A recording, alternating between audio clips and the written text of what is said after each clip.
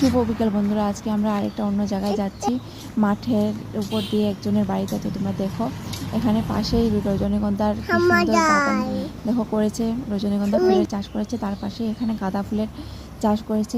খুব সুন্দর লাগছিল এই ফুলগুলো, কিন্তু বিকেলবেলা হলেও প্রচুর রোদ ছিল, নাহলে আমি অনেক ছবি তুলতাম। তো রোদের জন্য দাঁড়ানো যাচ্ছিল না। এই যে বৃষ্টিটা হয়েছিল, এই বৃষ্টিটার কদিন আগে পাপাইয়ের মাথা ফেটে যাওয়ার 4-5 দিন আগের ভিডিও এটা। তো পাপাই অনেক দিন ধরেই খাচ্ছে না ভালো করে, অনেক ডাক্তার দেখাচ্ছে তাও খাচ্ছে না। ওর খাওয়া দাওয়ার দিকে একদম রুচি নিত। ওর ঠাম্মা বলছে চল ওইখানে একজনের বাড়ি আছে, ওইখানে গিয়ে একটু ঝাড়িয়ে নিয়ে আসি।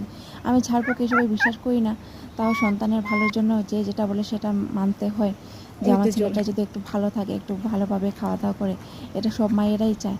তো দেখো আমরা যাচ্ছিলাম, এখানে যেতে যেতে একটা অনেক বড় পুকুর, এখানে মাছ চাষ করে। তো ওর ঠাম্মা আগে আগে চলে যাচ্ছিলো, রোদ লাগছিল খুব, আর আমরা পেছন পেছন যাচ্ছিলাম, কারণ মাঠের মধ্যে অনেক কাদা ছিল। আর দেখো মানে পুকুরের চারপাশে কি সুন্দর পেঁপে গাছ, আর ওর ঠাম্মা ওইখানে দাঁড়িয়ে আছে একটা গাছের নিচে। রোদ লাগছিল খুব, তো উনি তাড়াতাড়ি গিয়ে হেঁটে ওইখানে গাছের নিচে দাঁড়িয়ে আছেন। আর দেখো কত সুন্দর পেঁপে গাছগুলো, ওরা পেঁপেও চাষ করে। আর এখানে হাঁসগুলো জল থেকে উঠে এখানে বসে আছে। আর অন্য আরেকটা পুকুরে, পাশের পুকুরে এই হাঁসগুলো নেমে এখানে গরমের মধ্যে সাঁতার কাটছে, ওরা খেলা করছে। আমরা পৌঁছে গেলাম শেষমেশ ওই মহিলার বাড়িতে, যে ঝাড়ফুঁক করবে। তো এখানে নেমে ওরা দুই ভাই খেলা করছে। ওর ঠাম্মা ওদেরকে ফুল পেরে দিয়েছে গাঁদা ফুলের মাঠ থেকে।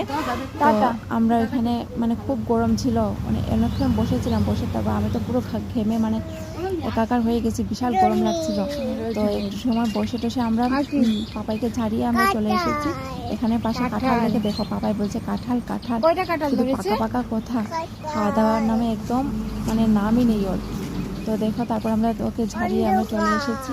আজকের ভিডিও এই পর্যন্ত।